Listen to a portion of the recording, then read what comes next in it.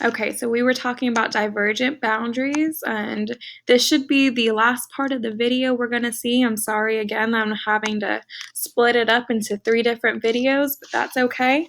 So we were talking about how at a divergent boundary, new crust is formed at the divergent boundary, and as the crust gets further along the divergent boundary, it gets older and older.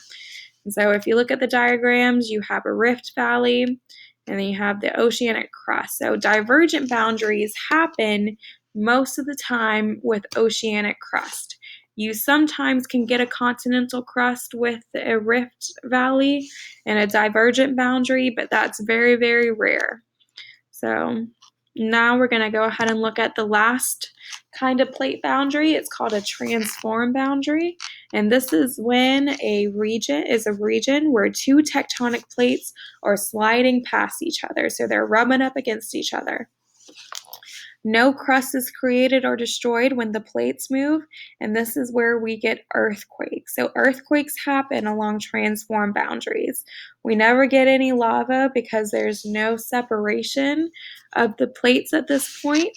We're only getting earthquakes. So this is when they're sliding past each other. So there it is. We have 3 different kinds of plate boundaries. We had convergent, divergent, and transform plate boundaries. And just remember that plate movement, again, we never see this happen because it's happening very, very slowly, and they can move as little as 1 to 10 centimeters a year.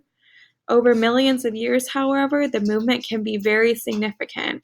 And this is where the idea of Pangea came into play. At one point, scientists believe that all of our continents were actually put together and they spread out over time. So that is plate tectonics, and thank you for listening.